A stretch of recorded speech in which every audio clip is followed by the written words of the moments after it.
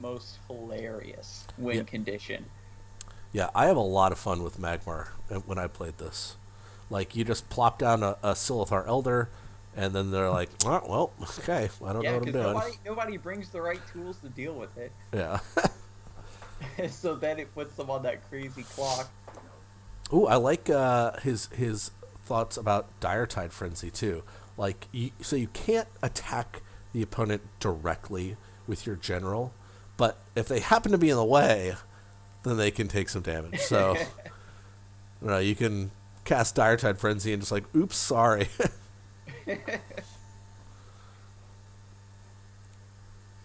uh, So Battle Pando. I like Battle Pando. Battle Pando with like, looks like he got rid of it, but that's a nice little combo if you have Death Strike Seal and Inner Focus to like full board clear for 5 mana. That's true. All right.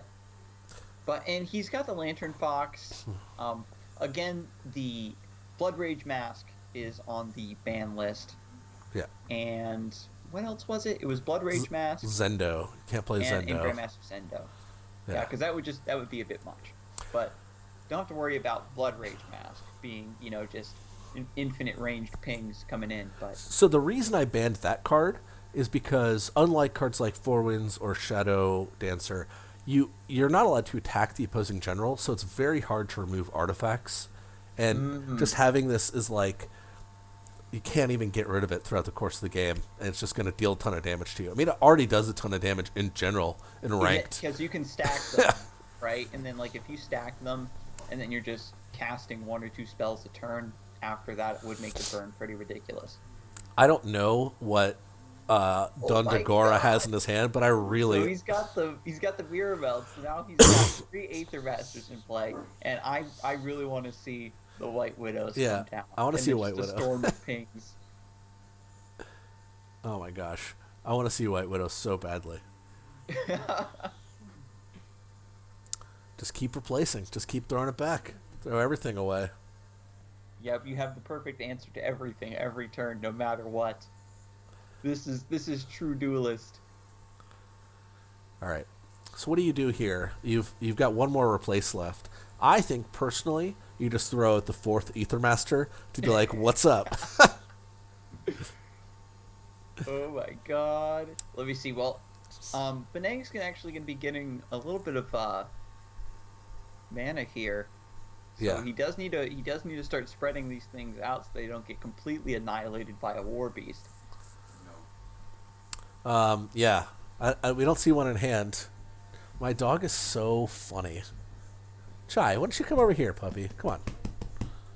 The dog wants attention, but it doesn't want to come hang out with you. I have a very like small stool. Like it's not very large, and she sits on it like a bird. All right. Dondagora. Okay, so both of them have hit two corners.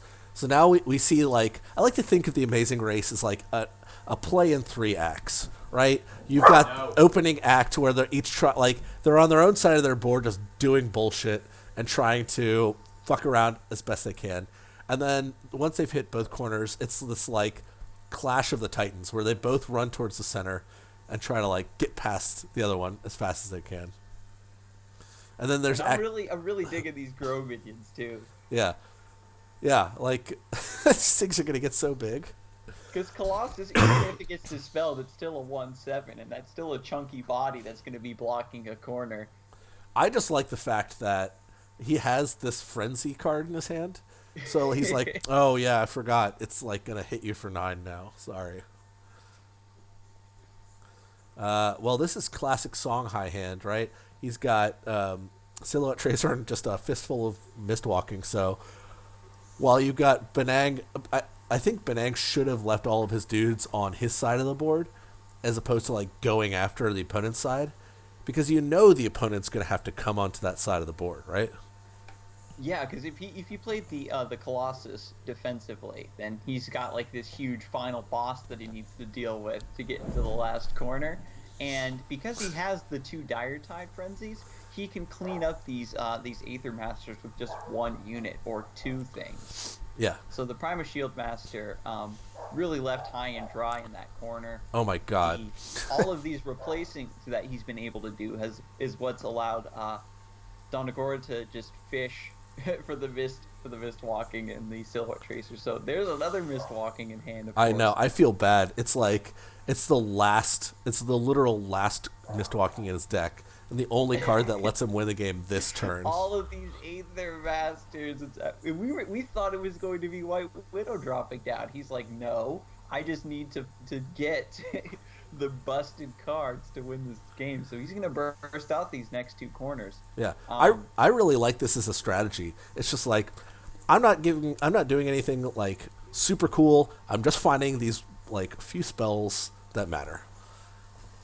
I do think that you run into trouble against a list that like has a lot of stuff that they can do to mess with you, because then all you're playing with like Ether Masters, but you don't have any way to like interact with the board. yeah, All right. you're just purely relying on those spells to get you through. But well played there. I think that maybe Banang was just kind of taken by surprise. Wasn't really figuring out what the strategy was probably fearing the White Widow, which is why he overcommitted there to the center of the board.